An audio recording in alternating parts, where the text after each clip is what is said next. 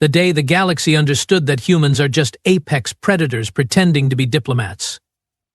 Ambassador Zilnox of the Galactic Confederation sighed heavily, his 4 breathing sacs deflating in perfect synchronization. The sight before him was perplexing, to say the least. "So you are telling me," he spoke slowly, each word dripping with measured caution, "that your species evolved on a death world where literally everything was trying to kill you, and yet you somehow became the dominant species?" The human diplomat, Ambassador Elora Frost, smiled. Not the gentle, respectful smile Zilnox had observed from other species, but something that showed far too many teeth. Those unnervingly flat, white teeth. Teeth designed for omnivorous consumption. Predator teeth. "Well, when you put it that way, it sounds rather dramatic," she replied with a light chuckle. "We just call it Earth." Dramatic? Dramatic? The report Zilnox had reviewed indicated humans had survived alongside creatures that could tear them limb from limb, but in weather conditions ranging from frozen wastelands to scorching deserts. They'd even survived multiple near-extinction events. And they considered this normal? "Please continue with your presentation," Ambassador Frost, he managed, his epidermis shifting to a concerned shade of purple. The interactive hologram displayed between them showed the Sol system. Ambassador Frost manipulated it with practiced ease, her 5-fingered hands moving with unsettling precision. "As you can see, we have established colonies on Mars, Europa, and Titan. Our mining operations in the asteroid belt have been particularly successful. We are interested in establishing trade routes through Sector 7, which would benefit both our civilizations." Zilnox's assistant, junior diplomat Queel, leaned over and whispered, "Sir, I have been analyzing their physiology. Do you realize they can run for hours without stopping? And their endurance is just ridiculous. They call it persistence hunting. They literally chase prey until it collapses from exhaustion." Zilnox felt his primary heart skip a beat. "Thank you, Queel. That's informative." The human delegation seemed oblivious to this exchange, or perhaps they simply didn't care. There were 3 of them, Ambassador Frost with her silver-streaked black hair pulled into a severe bun, security-attached Marcus Reed, a mountain of muscle who hadn't spoken a single word but whose eyes missed nothing, and Science Officer Priya Kapoor, who was currently tapping away at a data pad, occasionally glancing up with keen interest whenever the conversation touched on Confederation technology.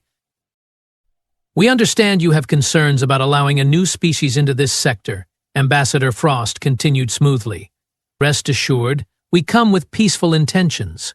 Humanity has moved beyond its more aggressive tendencies." That's when Zilnox noticed something odd. Every time Ambassador Frost mentioned peace, her pupil dilation changed ever so slightly. His species had evolved to detect micro-expressions as a survival mechanism, and something wasn't adding up. "Ambassador Frost," Zilnox ventured cautiously, "our records show that your species spent most of its history engaged in conflict with itself. How can we be certain these tendencies won't extend to interspecies relations?" The human security attache Reed made a sound that might have been a suppressed laugh. Ambassador Frost shot him a quick glance before answering. "A fair question, Ambassador Zilnox. It's true that our history contains chapters of violence, but those chapters taught us valuable lessons. We have unified our planet under the Earth Concordat. We haven't had a global conflict in over 70 years. 70 years? 70 years? That was nothing. Most species in the Confederation measured their peaceful periods in millennia. At that moment, the station's alarm blared. The lights shifted to emergency red, casting eerie shadows across the conference room. Station alert, unidentified vessels approaching, hostile intent detected. All diplomatic personnel, please proceed to designated safety areas. Zilnox froze. The Vraxian pirates had been raiding this sector for decades, but they'd never been bold enough to attack a Confederation diplomatic station. What happened next would forever change his perception of humans. Ambassador Frost's demeanor transformed instantly. But the diplomatic smile vanished, replaced by something cold and calculating. She tapped her wrist communicator. Frost to interceptor. Status report. A crackling voice responded, "Captain Lopez here. We have detected 5 Vraxian raiders on approach. Their shields are up, weapons hot. Engage defensive protocol Theta 9. Protect the station at all costs." Zilnox blinked rapidly in confusion. "You brought military vessels to a diplomatic meeting?" Frost didn't even look apologetic. "We call them escorts. Standard procedure for first contact scenarios. You never mentioned the pirate problem in this sector." Before Zilnox could respond, Science Officer Kapoor's data pad projected a tactical display. 3 Vraxian vessels approaching from Vector 227, 2 more from Vector 118. Interceptor and Vigilant moving to engage. Ambassador Frost turned to Zilnox, her expression now completely unrecognizable from the pleasant diplomat of minutes ago. "Ambassador, I suggest we move to a more secure location. This negotiation isn't over just temporarily delayed." Security Attach Reed finally spoke, his voice surprisingly soft for such a large being. "We should move now. Those Vraxian ships are carrying boarding parties." Zilnox and Queel exchanged terrified glances. How could the humans possibly know that detail? As if reading his mind, Reed added, "We have encountered Vraxian pirates before. They hit one of our research outposts near Proxima Centauri last year." "And?" Zilnox couldn't help asking. Reed's smile was nothing short of predatory. "Let's just say they won't be raiding that particular sector again." As they hurried through the station corridors, Zilnox observed how the humans moved. Gone was any pretense of diplomatic decorum. They positioned themselves strategically, Reed in front, Frost beside Zilnox, and Kapoor covering their rear. Their movements were fluid, coordinated without any verbal communication, like a hunting pack. Through the viewport, Zilnox watched in astonishment as 2 human vessels, sleek, aggressive designs that somehow hadn't triggered the station's weapons sensors, engaged the much larger Vraxian raiders. The human ships moved with impossible agility, their targeting systems finding weaknesses in the Vraxian shields that Confederation engineers had never discovered. "You said you were peaceful," Zilnox exclaimed as they entered the emergency shelter. Ambassador Frost secured the door before turning to him. When she spoke, there wasn't even a hint of deception in her voice. "We are peaceful, Ambassador, but peace requires enforcement. Where we come from, you don't survive by being defenseless." Queel, whose color had faded to a sickly beige, whispered, "They are apex predators pretending to be diplomats." Ambassador Frost overheard this and smiled that too many teeth smile again. "I wouldn't say pretending, exactly. Think of it more as multitasking." Outside, a Vraxian raider exploded in spectacular fashion. The human ships didn't even pause, already moving to engage their next targets. Zilnox felt a cold realization wash over him. The Galactic Confederation had just made contact with something entirely new. Not simply another spacefaring civilization, but something fundamentally different from anything they'd encountered before. The galaxy was about to change forever. 3 weeks after the Vraxian pirate incident, Zilnox found himself in an even more uncomfortable situation, a formal dinner hosted by the humans aboard their diplomatic vessel, the U.S. Harbinger. "Please try the canopies, Ambassador," urged Ambassador Frost, gesturing toward a tray of colorful appetizers. "Our chefs have prepared dishes compatible with Confederation digestive systems." Zilnox reluctantly picked up something that looked relatively harmless, a green paste on a cracker. As he brought it to his mouthparts, he couldn't help but notice the large observation window displaying the stars outside. The human military vessels, Interceptor and Vigilant, hovered protectively nearby, their weapons systems dormant, but obviously ready. just like the humans themselves. These negotiations have been most educational, remarked High Counselor Vrax, the highest-ranking Confederation official present. The ancient Thalasian scales glimmered under the soft lighting. Your proposal for joint security patrols in the outer sectors is quite progressive. Captain Tenzin Norbu, commanding officer of the Harbinger and newly appointed human fleet commander for this region, nodded politely. The benefits would be mutual, High Counselor. Our data suggests pirate activity could be reduced by 78% within the first standard year. Zilnox nearly choked on his canape. The humans had compiled extensive tactical analyses in just 3 weeks. Even more disturbing was how easily they discussed eradicating pirate threats that had plagued the Confederation for decades. And what about cultural exchange? Asked Diplomat Exora, a willowy Thasian whose species was known for their artistic achievements rather than military prowess. Surely there's more to human civilization than impressive weapons systems? Several of the human officers exchanged amused glances. Science Officer Kapoor stepped in smoothly. Absolutely. We have prepared a presentation on Earth's cultural heritage. Music, art, literature, cuisine, we are eager to share it all. The serving drones arrived with the main course. Zilnox observed with fascination and horror as the humans were served actual animal protein cooked, yes, but unmistakably once living tissue. The humans consumed it with obvious enjoyment, using metal implements to slice it into smaller pieces.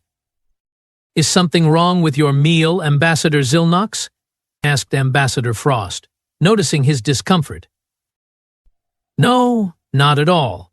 It's just fascinating to observe your species' dietary requirements. Captain Norbu laughed, a sound that somehow managed to be both friendly and vaguely threatening. If you think this is interesting, you should see what we eat when we are camping. I once survived 3 weeks in the Himalayan wilderness on nothing but what I could hunt and gather. The Confederation representatives exchanged uneasy glances. Hunt? As in track and kill other living beings for sustenance. While they were intellectually aware of the concept, seeing beings who actually practiced it was disturbing. Captain Norbu is being modest, interjected Security Chief Reed, speaking up for the first time that evening. He neglected to mention he was evading hostile forces the entire time, with a broken communication device and a makeshift splint on his leg. It was good training, Norbu said with a shrug, as if evading death was a recreational activity. High Counselor Vrax leaned forward, her ancient eyes studying the humans with newfound interest. You speak of such hardships so casually. Do all humans possess this resilience? More or less, Ambassador Frost replied. Our homeworld shaped us to adapt and overcome. It's encoded into our very DNA. The conversation might have continued along this uncomfortable line if not for the sudden flash of light outside the observation window. A massive energy discharge illuminated space briefly, followed by the appearance of 3 vessels of unfamiliar design. Captain Norbu was on his feet instantly, all pretense of relaxed diplomacy gone. Battle stations. Shields up. Ambassador Frost, please escort our guests to the diplomatic lounge. What's happening? Demanded Zilnox, his skin cycling through alarmed color patterns. Azrathi warships, replied Reed, already moving toward the exit with practiced efficiency. They have been trailing us since we entered this sector. High Counselor Vrax looked stunned. Impossible. The Azrathi Dominion signed the Non-Aggression Pact 2 centuries ago. Well, someone forgot to tell them that, muttered Reed. The humans moved with that disturbing coordination again, efficiently ushering the Confederation representatives toward safety. As they entered the diplomatic lounge, which Zilnox now realized was actually a disguised secure bunker, Ambassador Frost activated a holographic display showing the space outside. The 3 Azrathi warships were positioning themselves in an attack formation, their distinctive blade-like profiles menacing against the starfield. But the humans didn't seem concerned. In fact, they looked excited? The Interceptor and Vigilant are moving to flanking positions, noted Science Officer Kapoor, her fingers dancing over the controls. Harbinger's defense systems are at full capacity. This doesn't make sense, whispered Diplomat Exora. The Azrathi haven't violated Confederation space in generations. Even Ambassador Frost's expression was grim. Perhaps they have been testing your boundaries, seeing what they could get away with. Predators often probe for weaknesses before attacking. There was that word again. Predators. Coming from a human, it carried disturbing weight. The communication system chimed. Captain Norbu's voice came through, calm and controlled. Ambassador Frost, the Azrathi commander, is demanding we surrender the Confederation representatives. Apparently, they have been planning to force concessions by taking hostages. High Counselor Vrax's scales paled to an ashen gray. This is unprecedented. An act of war. What was your response, Captain? Asked Frost. I told them we'd discuss surrender terms. They are sending a boarding shuttle. Security teams are in position. Zilnox felt his breathing sacs constrict in panic. You are letting them board? Are you insane? For the first time, Ambassador Frost dropped all diplomatic pretense. Her smile was pure predator. Ambassador Zilnox, in human military history, there's a concept called a honey trap. You allow your enemy to commit to a course of action that seems advantageous to them, but is actually leading them into a carefully prepared ambush. The holographic display shifted to show the Harbinger's docking bay. Azrathi troops, insectoid and heavily armored, were disembarking from their shuttle, weapons raised. What happened next was both mesmerizing and horrifying, and the lights in the docking bay suddenly cut out. When emergency lighting activated seconds later, human security personnel had already closed to hand combat range. The Azrathi's superior numbers should have given them the advantage, but they seemed confused, disoriented. We adjusted the atmospheric composition in the docking bay, explained Reed, watching the battle unfold with professional interest. Nothing harmful, just a higher oxygen percentage than they are used to. Makes them sluggish. The humans moved with shocking speed and violence.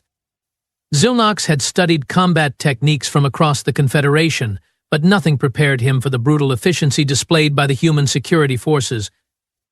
They didn't fight like soldiers following protocols, they fought like apex predators taking down prey.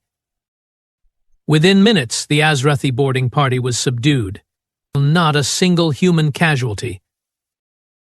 Outside, the space battle was equally one-sided.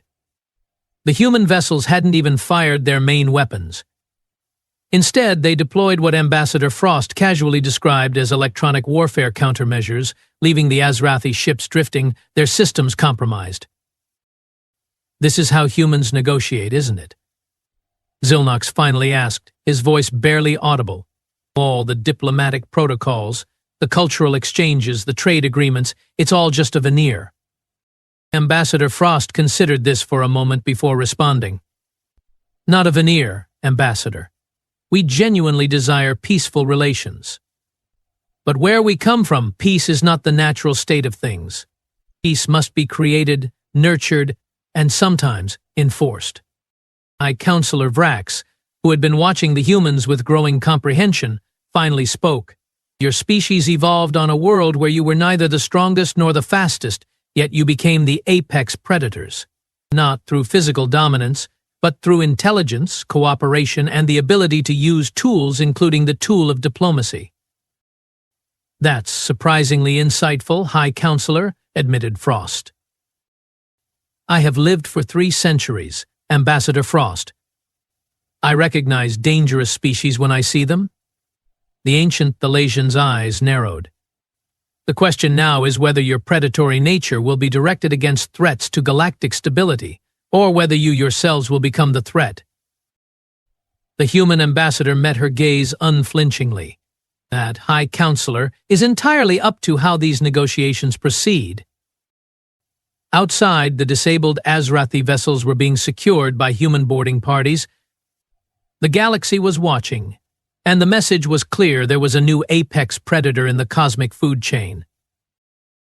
The Grand Chamber of the Galactic Confederation fell into stunned silence as the holographic display concluded.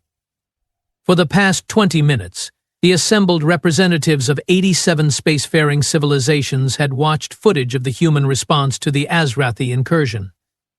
Supreme Arbiter Xel, whose species had evolved from deep-sea hunters on a world of perpetual twilight, tapped his gavel, a ceremonial tool that had never needed much use until the humans arrived. "This emergency session will come to order," he intoned, his bioluminescent spots pulsing with agitation. "The Confederation Council will now hear statements regarding the human intervention." Ambassador Frost stood at the center of the chamber, flanked by Captain Norbu and Security Chief Reed. Their posture was relaxed, but Zilnox, watching from his delegation's platform, knew better now. The humans were perpetually ready, like compressed springs. "Esteemed representatives," began Frost, her voice carrying effortlessly through the vast chamber, "3 days ago, Azrathi forces attempted to kidnap high-ranking Confederation officials, including High Counselor Vrax. This was a clear violation of the Non-Aggression Pact and an act of war against the Confederation. The United Earth government responded to protect our diplomatic guests and uphold galactic law by crippling 3 Azrathi capital ships and capturing their crews. It demanded Representative Gorks of the Planetary Alliance, a coalition that had traditionally maintained trade relationships with the Azrathi. Your response was disproportionate." Captain Norbu stepped forward, his weathered face impassive. "With respect, Representative Gorks, our response was precisely calibrated. No Azrathi lives were lost. Their ships remain intact, though currently under our control. Compare this to the Azrathi's intended outcome of kidnapping and coercing Confederation officials." The Vrexian ambassador, whose species shared evolutionary ancestry with the Azrathi, hissed from his hovering platform. "The humans speak of proportion while demonstrating overwhelming military superiority. We cannot allow such a dangerous species unrestricted access to Confederation space." For the first time since entering the chamber, Security Chief Reed spoke. His deep voice somehow cut through the growing murmurs without being raised. "If we wanted to demonstrate overwhelming military superiority, Ambassador, the Azrathi fleet would no longer exist." The chamber erupted into alarmed exclamations. Supreme Arbiter Xel banged his gavel repeatedly, its sonorous tones eventually restoring order. "Chief Reed," the Arbiter said carefully, "that statement could be interpreted as a threat." Reed's expression remained neutral. "Not a threat, Supreme Arbiter. A clarification of intent. There's an important distinction between what one can do and what one chooses to do." High Counselor Vrax, who had been listening silently, finally activated her platform speaker. "I was there," she said, her ancient voice commanding immediate attention. "I witnessed the human response firsthand. Yes, they are formidable. Yes, they possess military capabilities that exceed current Confederation standards. But when they had every justification to destroy their attackers, they chose restraint." A murmur rippled through the chamber. The Thalasian High Counselor was not known for defending newcomers to the galactic stage. "The real question," continued Vrax, "is not whether humans are dangerous. All evidence suggests they are extremely dangerous. The question is whether their presence represents a threat to the Confederation or an opportunity." Ambassador Frost inclined her head respectfully toward the High Counselor before addressing the chamber again. "We understand your concerns. Humanity is the newest spacefaring civilization to join this esteemed body. Our methods may seem aggressive by your standards, but consider the results. Pirate activity in Sector 7 has decreased by 62% since our security patrols began. The Azrathi, a dominion which has been gradually encroaching on Confederation territory for decades, has recalled its border fleets. These are tangible benefits. At what cost? Challenged Representative Nor of the Salatian Worlds, a coalition known for their philosophical opposition to military action. The Confederation was founded on principles of peaceful coexistence and cultural exchange. The Zilnox, who had remained silent until now, felt compelled to speak. With respect, Representative Noor, those principles have been exploited by less scrupulous powers for generations. I have served as a diplomatic envoy for 30 years, and I have watched the Confederation make concession after concession to maintain the illusion of peace. His words caused a ripple of uncomfortable shifting among the older members of the Council. Truth, spoken plainly, was not the usual currency of these chambers.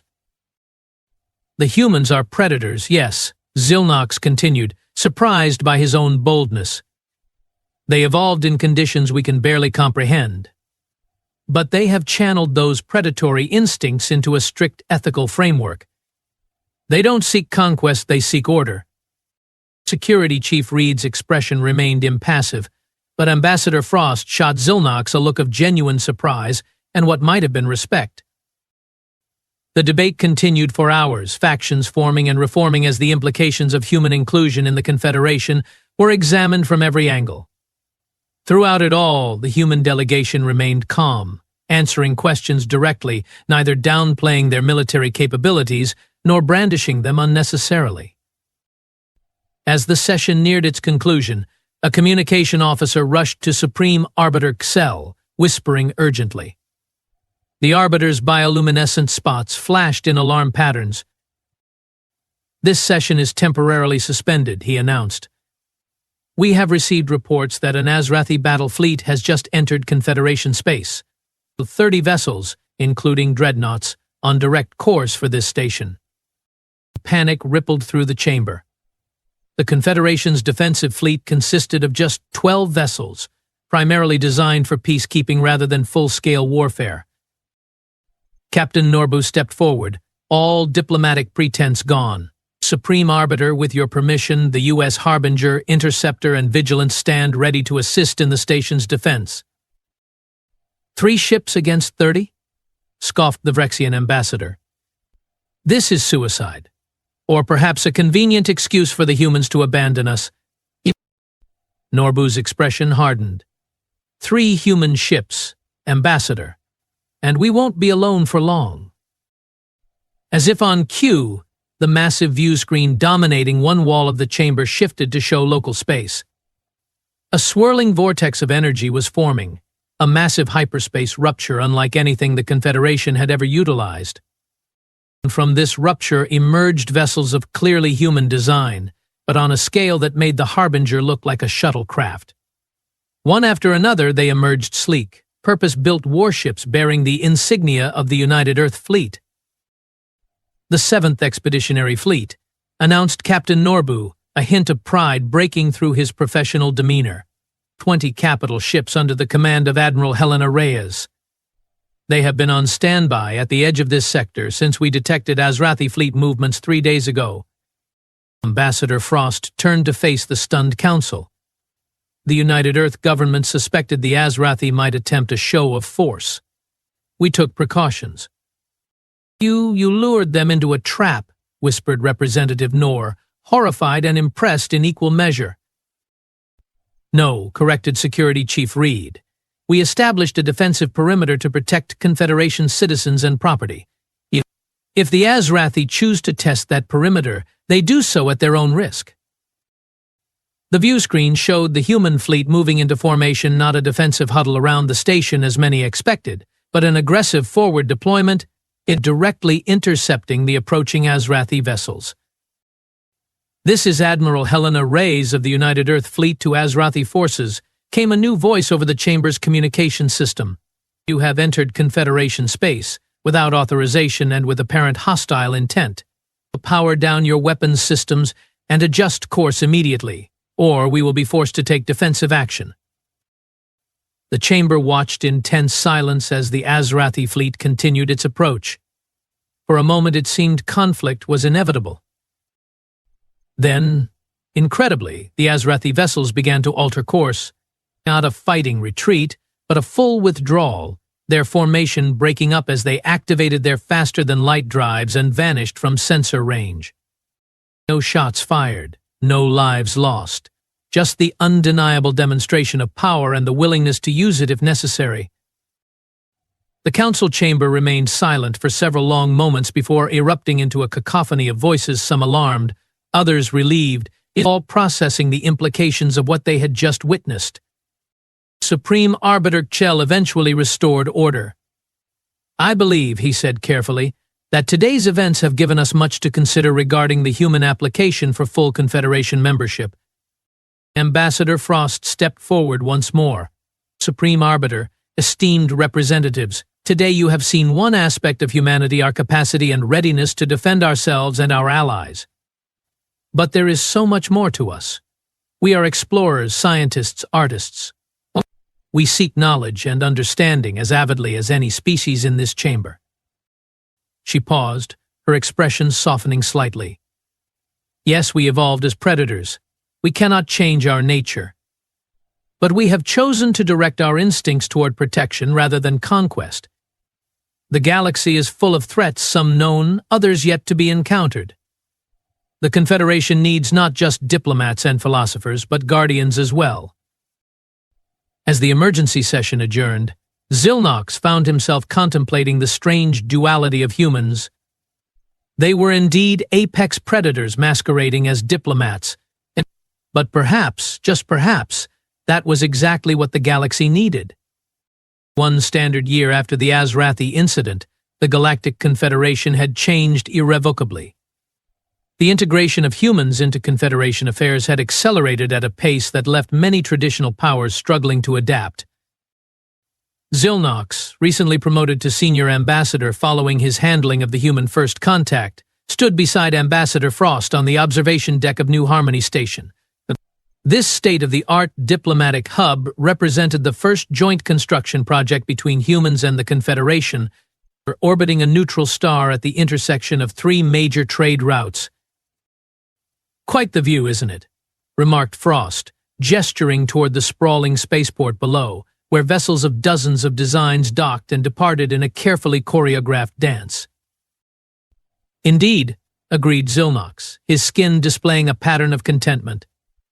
"Trade volume is up 30% since the security accords were implemented. Piracy is at its lowest level in 2 centuries. Frost smiled, that now familiar too-many-teeth smile that Zilnox had learned was genuine despite its predatory appearance. "And the Azrathi Dominion has signed the Enhanced Non-Aggression Pact, with actual enforcement mechanisms this time." They stood in comfortable silence, watching as a massive human freight carrier eased into dock alongside a Thalasian passenger liner. The contrast was striking, the human vessel practical and robust, the Thalasian craft elegant and ornate, different evolutionary paths leading to the same stars. "You know," Zilnox said thoughtfully, "when we first met, I was terrified of you." Frost laughed. "I noticed. Your skin turned the most interesting shade of distressed purple. Can you blame me? Everything in our database suggested your species should have been impossible. You evolved on a death world with extreme temperature variations, lethal predators, natural disasters, and constant warfare. By all rights, you should have wiped yourselves out millennia ago." "We came close a few times," admitted Frost. "Nuclear weapons, climate change, artificial intelligence risks, we nearly ended our story many times. Yet here you are, expanding throughout the galaxy, mastering technologies it took other species twice as long to develop." Frost turned away from the viewport to face him directly. "Ambassador Zilnox, may I speak candidly? After all we have been through, I'd be offended if you didn't. The Confederation sees us as dangerous because we evolved as predators. But that's not what makes humans unique in this galaxy." She gestured toward the bustling station around them. "Every species here evolved with some competitive advantage, exceptional speed, natural armor, heightened senses, collective intelligence. But humans? Our advantage wasn't physical." Zilnox tilted his head curiously. "What was it then?" "Adaptability," she said simply. "On Earth, we weren't the strongest, fastest, or most numerous. We survived because we adapted. We faced challenges and changed our behavior, our tools, our societies to overcome them. That doesn't sound particularly unique, noted Zilnox. All intelligent species adapt. Over evolutionary timescales, yes, but humans adapt within generations, sometimes within years. When we couldn't survive the cold, we didn't wait to evolve fur. We took fur from other animals, then learned to create artificial warmth. When we couldn't fly, we built machines to carry us into the sky. Understanding dawned on Zilnox. So when you encountered the limits of planetary resources, we reached for the stars, Frost confirmed. Not because we had exhausted Earth, as many species assume, but because expansion and exploration are hardwired into us. We don't just adapt to environments, we adapt environments to suit us. The station's communication system chimed softly, announcing the arrival of the day's most significant guests. Supreme Arbiter Xel and High Counselor Vrax were coming to officially inaugurate the station. As they turned to leave the observation deck, a small Thalasian child no more than 30 years old, barely past infancy for their long-lived species, darted around a corner and collided with Ambassador Frost. The child fell backward, looking up in alarm at the human towering above them.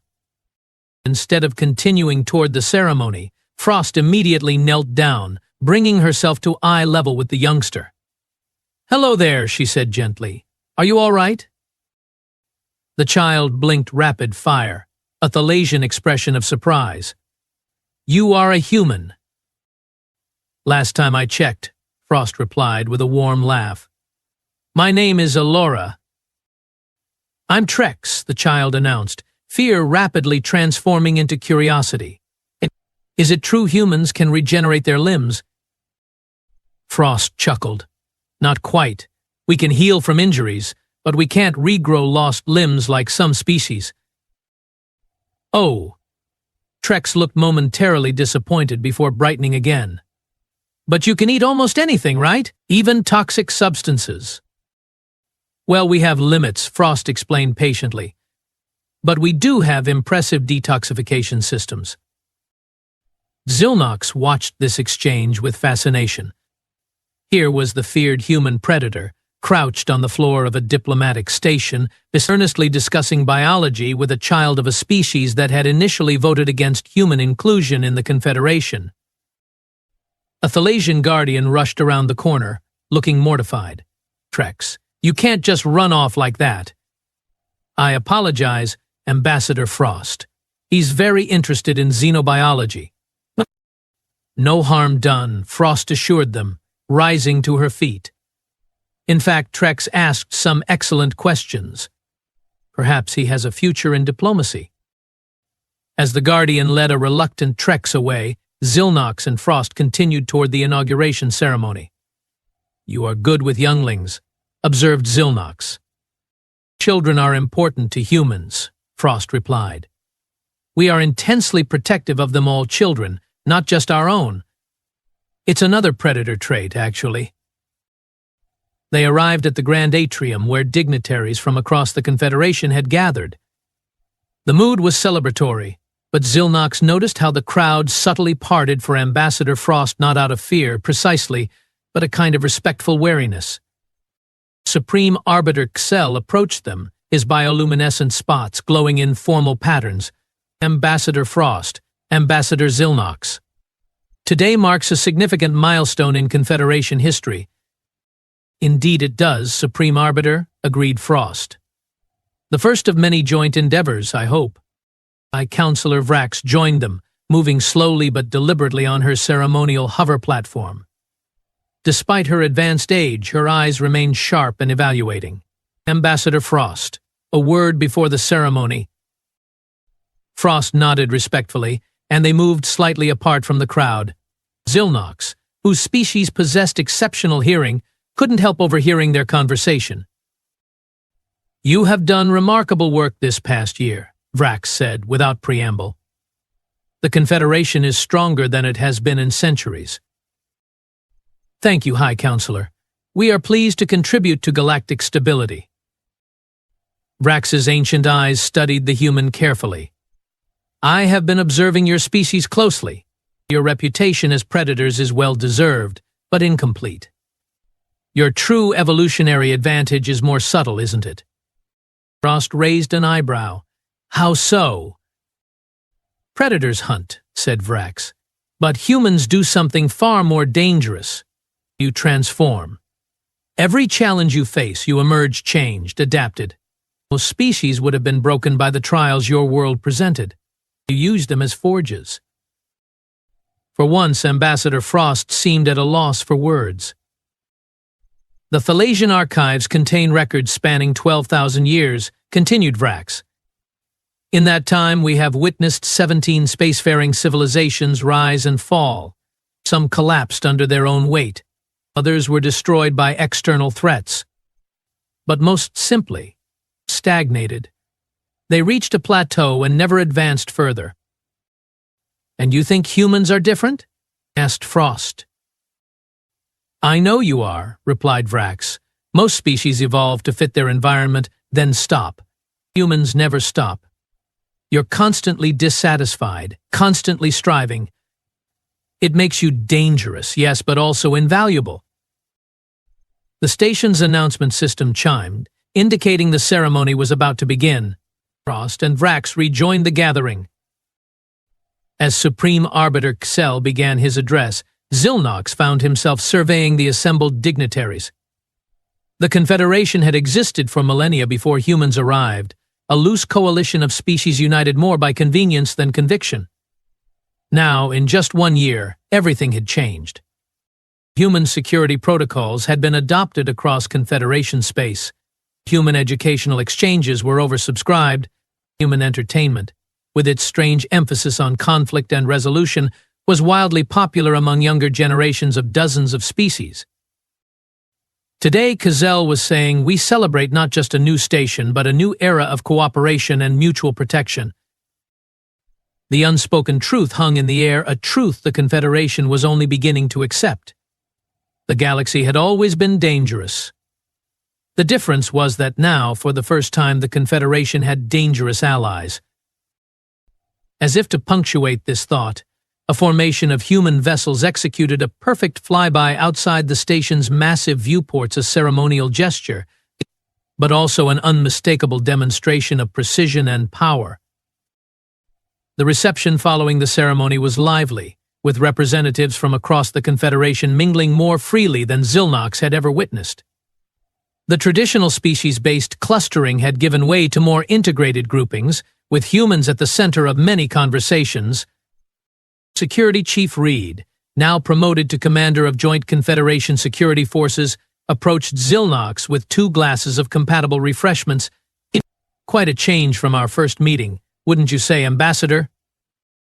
Xilnox accepted the drink gratefully. Indeed, Commander Reed. Though I must admit, you terrified me then. Reed laughed, a sound Xilnox had learned to appreciate despite its predatory overtones. The feeling was mutual. We had no idea what to expect from your Confederation. Our history with authority structures has been complicated. Yet here we are, mused Xilnox, allies in maintaining galactic stability. Reed's expression grew serious. There's something I've been meaning to ask you, Ambassador. When you first called us apex predators pretending to be diplomats, did you mean it as an insult? Xilnox considered this. At the time, perhaps. But now I understand it was simply accurate. Your species combines traits no other civilization in the Confederation possesses, the strategic thinking of hunters with the cooperative instincts of social beings. And that frightens many of your colleagues, Reed observed. With good reason, admitted Xilnox. You've upended millennia of established protocols in less than a standard year. But fear and respect are not mutually exclusive. Across the reception hall, Ambassador Frost was engaged in an animated conversation with representatives from 5 different species, her expressive hand gestures emphasizing whatever point she was making. The aliens listened with rapt attention, still wary, perhaps, but undeniably engaged. You know what the real irony is? Reed said, following Xilnox's gaze. On Earth, we were never the apex predators. Not really. There were always creatures stronger, faster, more lethal than us. We just outthought them. And now? Prompted Zilnox. Reed's smile returned, razor sharp. Now we've learned to outthink ourselves. Our most dangerous predatory instincts, aggression, territoriality, consumption, we've channeled them, regulated them. Not eliminated, but directed. Toward protection, Zilnox concluded. Exactly. Reed raised his glass in a human gesture of agreement. The galaxy is full of threats, some known, others waiting to be discovered. Humans understand threats on a fundamental level. We evolved with them. We respect them. And prepare for them, added Zilnox, thinking of the human fleet that had materialized exactly when needed. As the reception continued, Zilnox found himself drawn into conversations with species that had traditionally avoided his own. The barriers between Confederation members were dissolving not through the careful diplomatic negotiations of previous centuries, but through the shared recognition of a new reality. The humans were apex predators, yes, but they were apex predators who had chosen to be guardians rather than conquerors. They had extended their territorial instincts to encompass allies, their protective instincts to shield other species, their curiosity to benefit all. Later, as the station rotated into its night cycle simulation, Zilnox stood again at the observation deck, watching the stars. Ambassador Frost joined him, comfortable silence stretching between them. High Counselor Vrax offered us full Confederation membership today, she said finally, with an unprecedented waiver of the usual probationary period. Will you accept? Asked Zilnox. Frost's expression was thoughtful. That depends on the conditions. We won't compromise our security protocols or command structures. I don't think you'll need to, Zilnox assured her. The Confederation has finally recognized what I learned during our first meeting. What's that? That sometimes the galaxy doesn't need more diplomats. Zilnox's skin rippled in the pattern his species used to indicate profound truth. Sometimes, what it needs are predators who understand the value of peace and are willing to enforce it. Ambassador Frost's smile held that familiar predatory edge, but Zilnox no longer found it disturbing. It was simply human, a complex blend of cooperation and competition, diplomacy and dominance, civilization and savagery. The day the galaxy understood that humans were apex predators pretending to be diplomats wasn't the day everyone feared them. It was the day everyone realized how much they needed them. As if sensing his thoughts, Frost quoted an ancient human saying, "Civius pacem, para bellum." What does it mean? Asked Zilnox. Her eyes reflected the stars as she answered, "If you want peace, prepare for war." And in that moment, the galaxy understood.